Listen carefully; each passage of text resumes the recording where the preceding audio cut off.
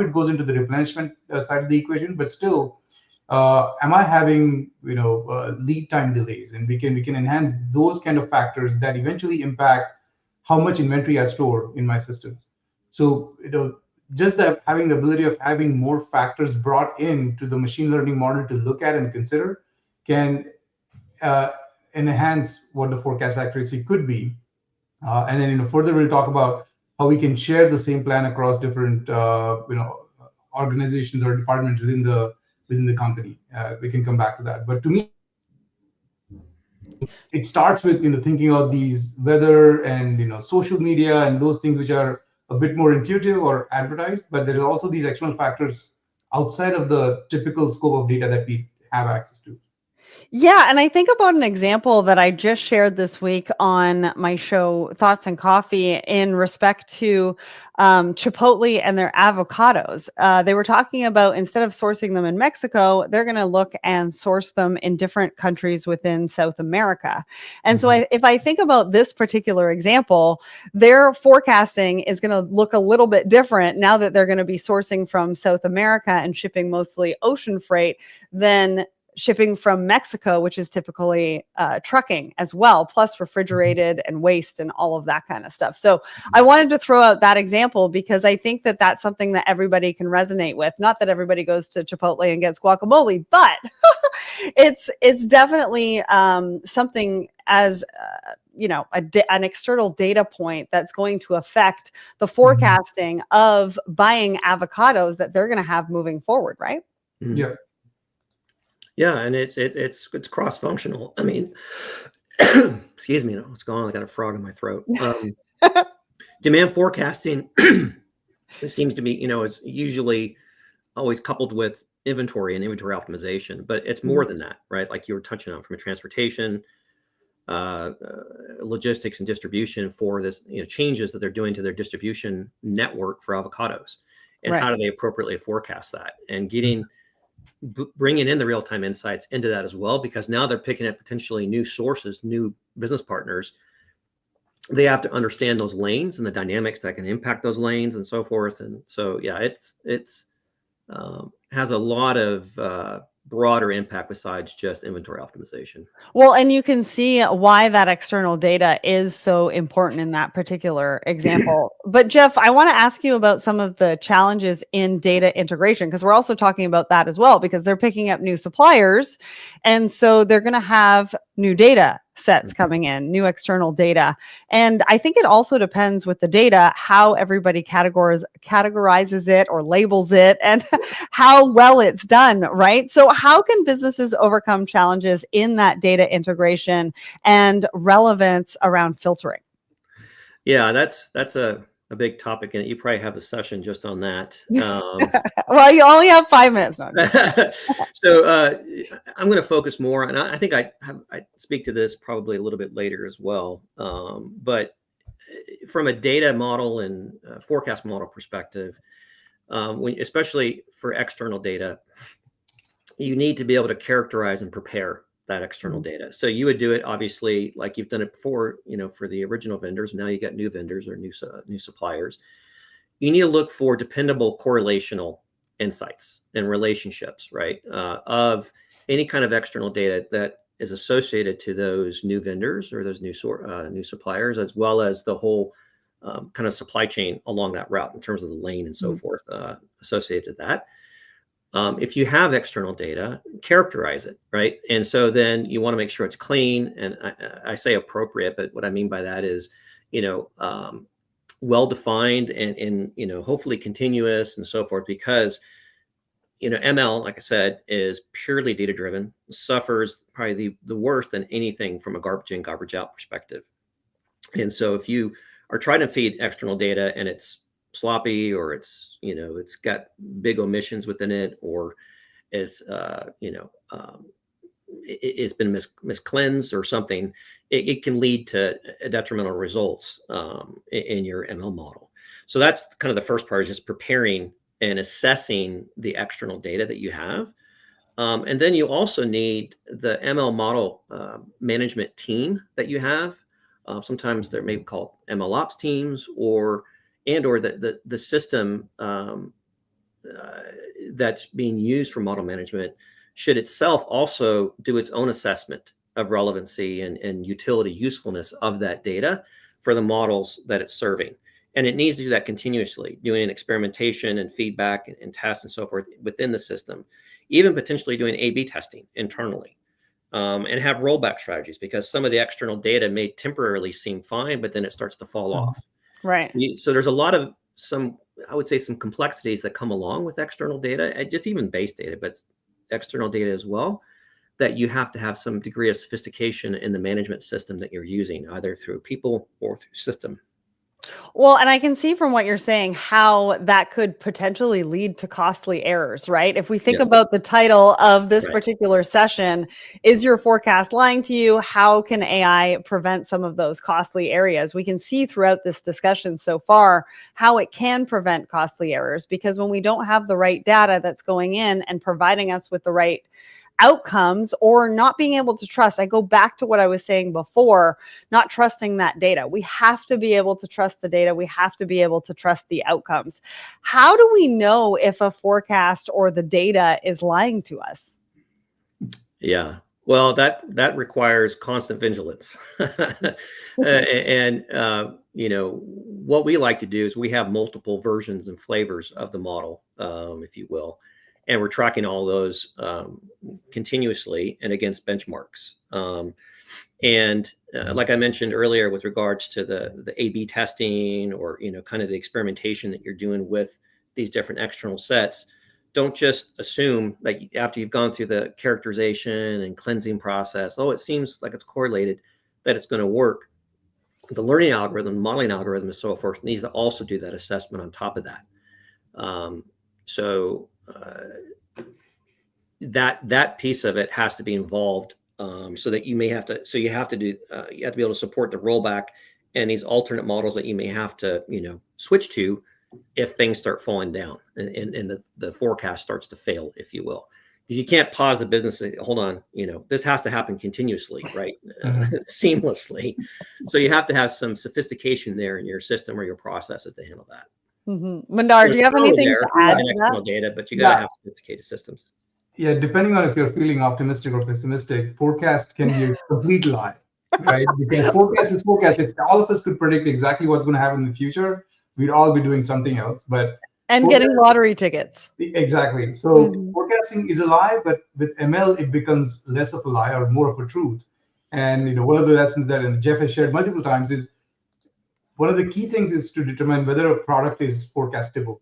If it's not forecastable, then we can have the best of models, and it's still it's going to be difficult. But with machine learning, definitely by improving accuracy, it's lying less.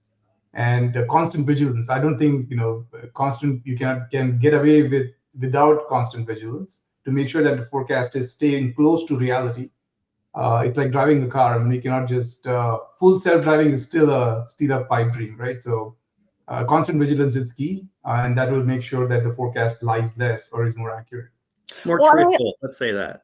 Well, and I also think, yeah. I also think, being aware of our own inherent bias when it comes to some of the outcomes that were being delivered from the data, from the forecast as well. Because if we look at it and we have some bias towards it, maybe it makes us look bad. Maybe we don't want to take it to leadership because, it's not something that we've thought about before or we've never done before, and we're just unsure about the outcome that it's presenting to us. I think that could also be part of the equation too, right, Jeff? Absolutely. That's why you've got to have transparency and visibility, explainability of your models as well. It's very critical. You can't have black box, anymore. They don't get adopted. They get adopted at first, and then, just like you said, users that are using the system can't explain or can't defend it. Their trust issues and so forth. And even if the model starts to go awry or starts to go off a little bit, being able to explain why it is important, just like it was prior, like in maybe more the traditional forecasting sense, that it was a little more explainable because it was a little more transparent what was happening. That same degree of explainability has to be there now for the ML models too. Mandar, did you have anything to add to that? I'd add one aspect of the product itself, which is product lifecycle, which plays such a key important key factor into the forecast itself and the trends. Depending on what product we're looking at, if it's fast fashion, the trends are going to change much rapidly than commodities or groceries that we buy. So forecasting does has to be looked at with the lens of what is the product and what kind of life cycle it has, and which is one of the factors that would be in the machine learning model as well. But that's a key thing, is to be able to relate it to uh, the type of product it is, the practical aspect of it. Absolutely. Now, I want to let everybody know that we have put a link in the comments to an ebook about the evolution of demand forecasting. If you do want to take a look into this a little bit deeper and get some more information on that, because we're going to go into the next section, which is embracing a hybrid approach. Now, we kind of use this word hybrid across the board for a variety of different things. And so I want to know from both of you is how we take a hybrid approach and how that's key to Manhattan's vision and how it's been very effective for some of your customers. And just a quick reminder, if you have any questions, make sure to put them in the comments, because we're going to get to those a little bit later on in the show. So Jeff, talk to us about the approach you use with UFM and why it's so unique, and maybe tell us what UFM stands for. Yeah, so this is the unified forecasting method, what we call UFM.ai or UFM, depending on who you're talking to. But UFM AI is the hybrid model that essentially it's more than just a combination, but you can think of it as a combination of a sophisticated time series based model with machine learning. And to explain that, okay, what does that mean? Sophisticated, statistical time series model. Well, UFM.ai has evolved, if you will, from UFM. So the precursor, if you will, to that was the unified forecasting method, which is a composition of about 5 leading statistical time series models, refactored and taken principal components out of those different methods and refactored into a single system of equations that continuously sense and evaluate different potential aspects of demand relative to intermittency, seasonality, trend, and transient aspects of those, as well as events that could happen in throughout there, and as well as the life cycle too. So you could have something that's intermittent and then starts to become more regular, or maybe it's seasonally lumpy, it's intermittent and sparse outside of season, and so forth. UFM did that and did very well. It held up very well over the years. However, given that it's still a time series based model, it still had some challenges, right? So it was still modeling just the individual time series for the given SKU, let's say, that we're forecasting demand for. It couldn't leverage learning across hundreds of thousands, millions of other time series.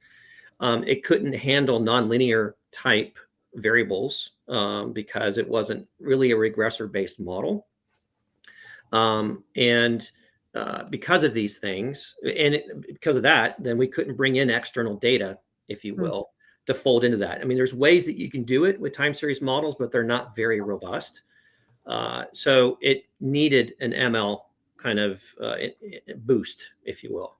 So that led to us looking into ML, and we've been researching this for multiple years. But the hybrid piece, where that comes from is ML itself. Maybe I'm jumping ahead here. I don't know. Steer me wrong if I'm wrong, or if I am.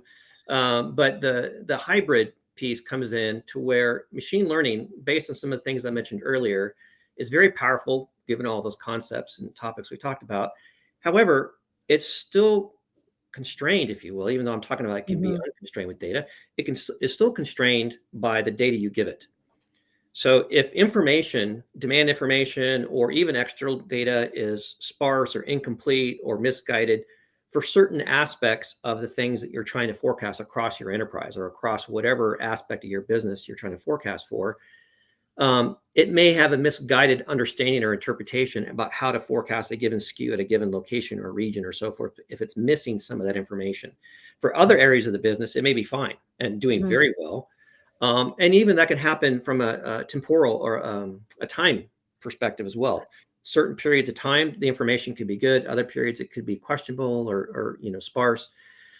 So ML can still have challenges. There can also be, what I call going sideways, meaning that those features I talked about, those variables that go into the model, when the model's built, it understands kind of the distribution, if you will, of the dynamics of that variable and how it's associated to my target that I'm trying to forecast for. But that assumption can break down. So as you're moving, and using the model over time, some of those variables can drift, what we call, meaning that the assumption of the distribution, the model, the learning has changed.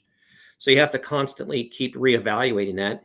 And that drift can vary based on how that model is being used across various product categories, different areas of the country. I'm probably going into too much detail on this, but well, and I think the problem is, yeah. I think also what you're talking about too is bringing in sort of statistical models as well. Yes. And that's like motivation. benchmarking, right? I'm painfully belaboring here.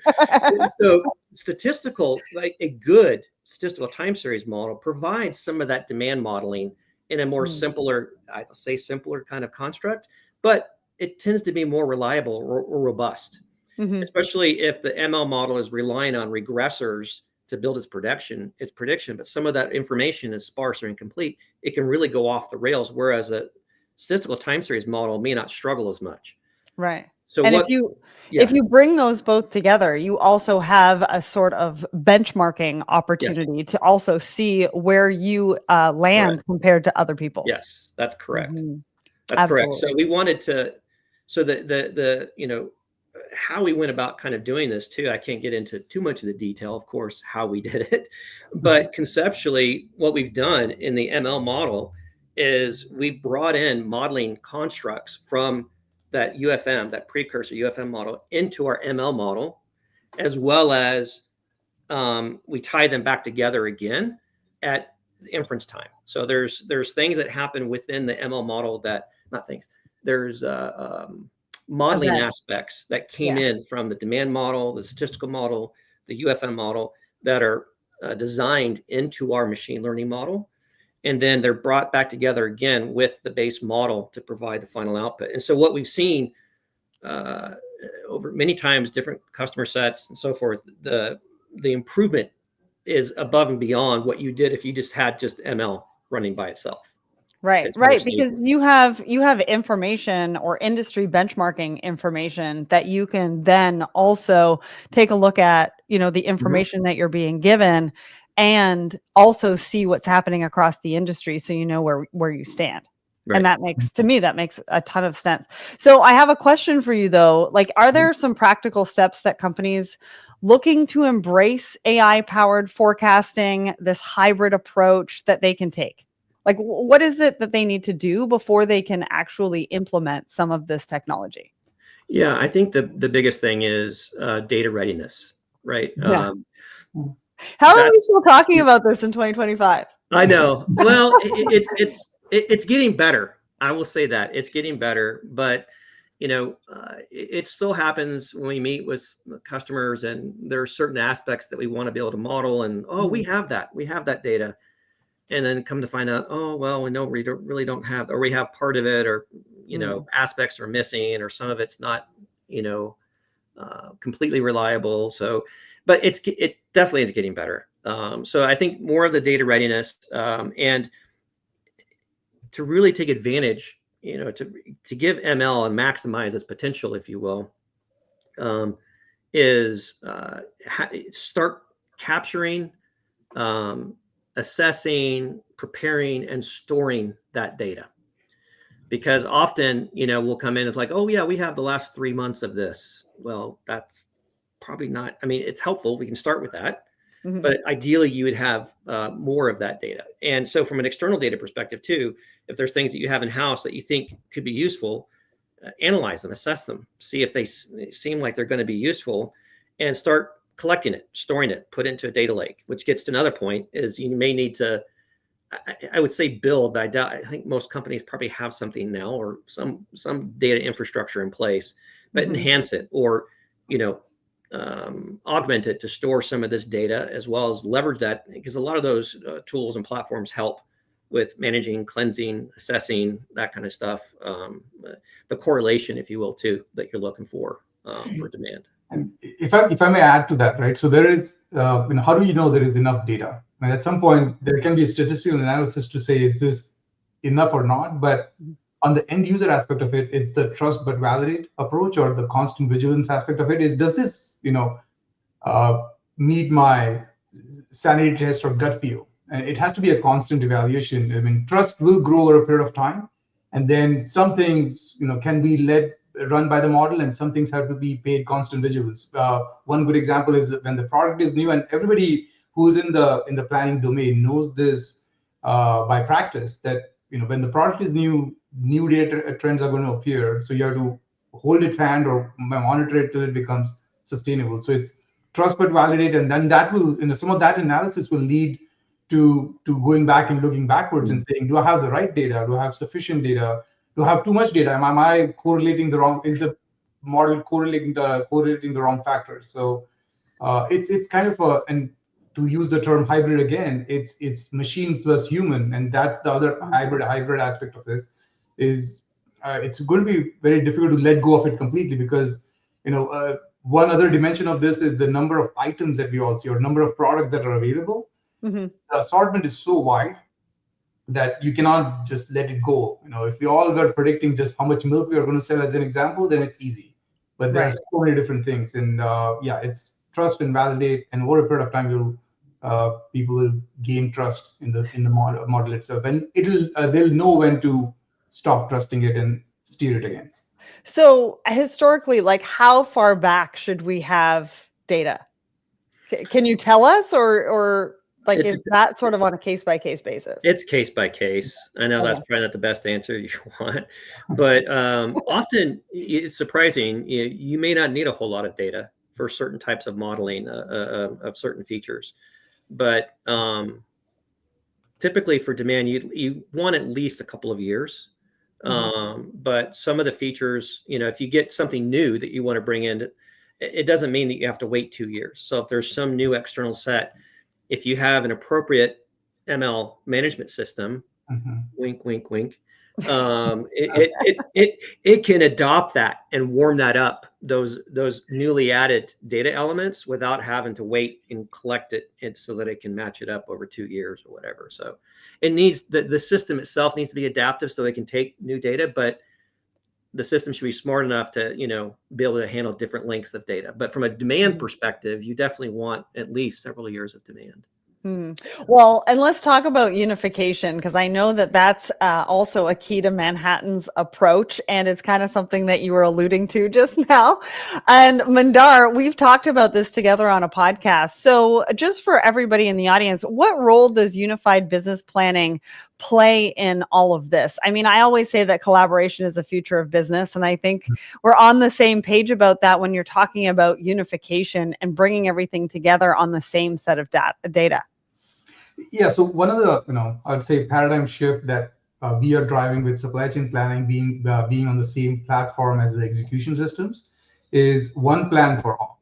I mean, typically when we have different systems that are on different platforms that occasionally integrate with each other, they tend to, forecast differently. So as an example, if I have a separate warehouse management system, it's going to look, when that system is planning for labor, or that team is planning for labor, they're going to try and look at their own historical labor trends, as opposed to with a unified setup. I now have one plan that it takes into account any promotions that marketing is planning or merchandising is planning, any deals that the planning side is seeing, which is going to increase the amount of inventory in the short term coming into the warehouse. That information, if is now because of unification available for the labor system or the warehouse team, then they're going off of one source of truth, one number, as opposed to everybody trying to do their own thing, and then obviously that drives inefficiency. So if I go back all the way to forecasting in general, we improve accuracy, and then that accuracy is pushed through all the organizations, as opposed to everybody trying to do their own thing. And then with every time somebody's trying to forecast anything, be it demand or labor or anything else, it comes with its own set of inaccuracies. And over a period of time, it gets, or down the stream, it can get amplified. So with unification, one key benefit is if we invest the right resources to forecast as accurately as we can with the latest tools, then let's perpetuate that benefit to all the organizations, as opposed to just keep it limited to planning or innovation. Yeah, and we're breaking down the silos that traditionally have kept us, doing everything so transactional, which is not any way to be proactive, right? We want to be proactive instead of reactive. And I think that unification, bringing everybody together, the data also will lead to some of the trusting of the data if you're all, using the same set. Yeah, and trust is definitely one thing. It's also inefficiency, right? I mean, the downstream team may not be the best equipped team to forecast.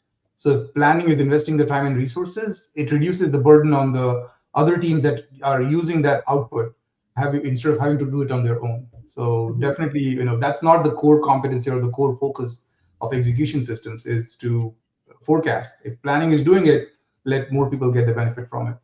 Absolutely. Now, I have one more question for you both, but we're not going to get to it just yet because I want you to get out your crystal balls. So we'll do that in just a minute. I want to get to some audience questions first because we've got quite a few good ones. Now, Mackenzie, I want to put it up on the screen, but I think it's going to take up all of Mandar. So I'm not going to do that.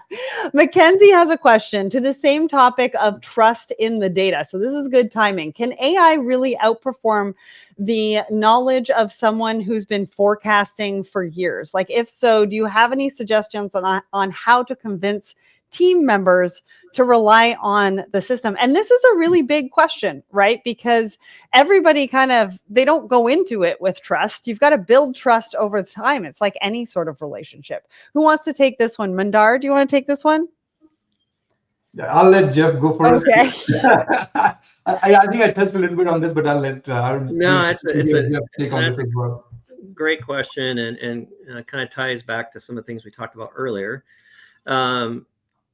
So how we approach it is you have a couple of versions of the forecasting model, if you will. So initially, for initial adoption, if you're new to this machine learning demand forecasting, you can have multiple versions. So one that's kind of the ground truth, if you will, or not the ground truth. One that's like the base forecasting mechanism that you can track. And the other one is, let's say, the UFM-AI, which is the ML one. And it can be used in a passive mode, right? So it can be generating forecasts. You can see its performance measures over time, look at the two to see how it's behaving. You can still go about making your adjustments if you need to, and so forth, while you're seeing the performance of this new, AI model, and you can start getting trust from that regard. So that's a pretty big deal. So then they can switch. Okay, once I feel comfortable with how this is performing, then I can say, yeah, let me enable this. I want to proceed forward with this. The other thing too is the way that you go about serving prediction requests, a demand forecasting request for the model, is the model should be continuously evaluating itself against benchmarks. So at any point in time, if, like I said earlier, things go sideways, right, something's happened, you just don't keep cranking out bad forecasts, right? So you got to have that active monitoring that's happening very frequently to see if things are drifting. Do I need to retrain? Do I need to rebuild? Do I need to take the model offline? Do I need to swap it out with another model? Or just back up completely and let the base forecasting UFM model that I mentioned, more of the statistical time series model, continue forward for a while the system tries to repair or figure out what's going on with the external data or the ML model. So that mechanism is there within our system. And others could do something similar. Requires quite a bit of engineering to pull it off, but you can do that to where then there's confidence that way too, so that no matter what, that fallback strategy is always there. So you're not going to have completely crazy, runaway ML model. Well, and I also talked about this with Kristen from Manhattan on a podcast episode that's coming up as well, in the fact that you roll out components at a time. So you're not rolling Right. out the complete system and overwhelming people so that Right. they can't trust it because certain things aren't working properly, or the way they haven't been trained properly or anything like that. Yeah. You want to roll it out in segments so that people can take the time to really understand what it can do for them and earn and build that trust. Right. I think is also what you were saying kind of with those pebbles. Yep. All right, we've got another question from the audience. Do you think forecasters will ever abandon the use of statistical models? I mean, we talked about hybrid being statistical models and machine learning, so we're kind of hoping not, I think, right? Or will they always play a role in planning? Who wants to take this one?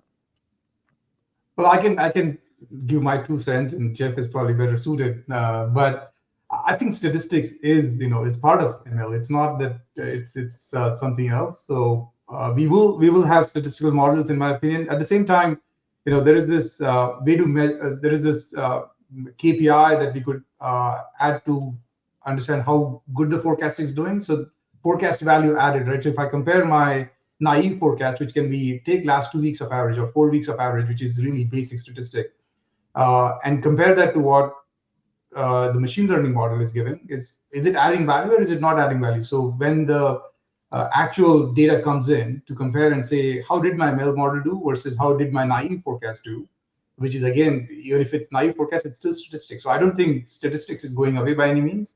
The different models that apply will obviously change.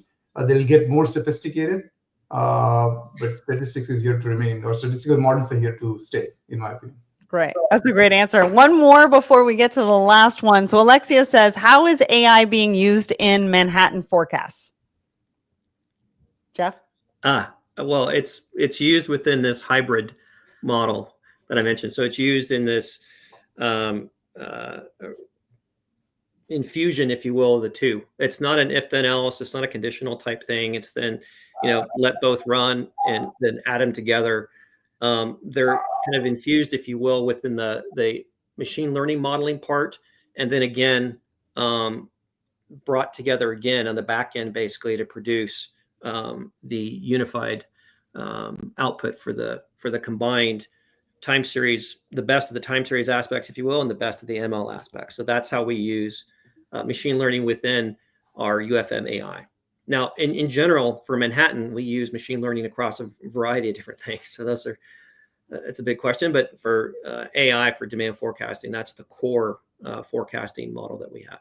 Awesome. Thank you for that. That's a great question. I have one more question. We've probably only got about 1 minute for the answer. Since external data can be unstructured, incomplete, have anomalies, and can change frequently, how does Manhattan separate what matters from what doesn't when you're pulling in outside data to improve forecasts? That's a really great question from the audience. Jeff, you want to take this one? Yeah. It's similar to the construct I described earlier, that when we bring external data in, we fully vet it out. We don't trust it, basically.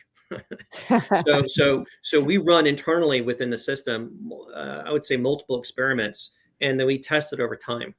And we can even, kind of, let's say, downgrade or upgrade some of the data that's in that external data set based on its relevancy and impact. But we assess it to make sure it doesn't damage or degrade what our baseline forecast would be if we didn't include the external data. And then we continuously do that. Continuously over time. So great. And I want to let everybody know, not only have we linked to an ebook, we've also linked to a white paper for more information. It's called Beyond Traditional Forecasting, the Hybrid AI Advantage. If you want to learn more and get some more information after this discussion, make sure you go to the comments, grab that link, and go check out the ebook and the white paper. So Jeff, last question before we go. Do you have any predictions around emerging technologies that are going to be shaping the future of predictive analytics in the coming year? I'm asking you to get out a crystal ball. Hopefully you can answer this for us. Oh yeah. This is pretty, I think in my mind, pretty straightforward. There's a few things, and most of it is centered around generative AI and some of the I would say emerging technologies leveraging that, AI agents and kind of the next step in the evolution of that is agentic AI, where it's multi-agent systems, orchestrated to achieve goal-driven tasks, goals set by you, and operating within your guardrails that you've defined, but executing things on your behalf. So there's two benefits. One, it can strengthen predictive capabilities, the generative AI aspect, in terms of how it can model textual or even images into helping to produce, like, a forecast for a brand new novel item that you never had before, but you have an image of it, right? So it can help use that. It can use that to help in the predictive modeling. And then the other part is from the more agentic side or AI agent side of it is to help manage, monitor, optimize demand planning and demand forecasting processes, and give you the ability to have a conversation with your data. So lots of cool things coming there. Mandar, any last comments on that? No, I'll just say that would be pretty cool to chat with data. Looking forward to that one. Well, that, and I think we need a dictionary for all the acronyms and words that are coming up around AI. Because you just used another one that I don't know if I've even heard of that one yet. Oh, yeah. Agentic? Was it agentic? Fresh agentic, yes. I've heard of AI agents, but now you've added another one to my vocabulary. Thank you, Jeff. Good. My interpretation of that really is I happen to see some visual on LinkedIn somewhere, but it's agentic AI is really a supervisor agent that can figure out stuff from different agents and give you an answer. So maybe that's what we're going to. It's autonomous. That's the biggest thing. You can do that autonomously. Yeah, it's like an auto approve, auto execute kind of capability that's acting on your behalf continuously, right? So, but yeah. So many cool things coming up. Maybe we have to put together a graphic that showcases all the different AI acronyms and descriptions and words that we're using so we can all keep on top of it. Well, that's all the time we have for today. Thank you so much for all of you who joined us, put in the comments, told us where you were joining from. A big thank you to Jeff and Mandar for another incredible, insightful discussion. You guys always deliver. And another reminder, friendly reminder, to go and grab the link to the ebook and the white paper that we've put in the comments so that you can learn more. Plus, you can learn more about how your business can move beyond traditional forecasting and leverage a hybrid AI advantage. Head over to manh.com/SCP, which should be scrolling along the bottom of the screen right now as well. Thank you so much for everybody who joined us, and I'll see you all again soon. Thanks, Jeff and Mandar, for joining us today.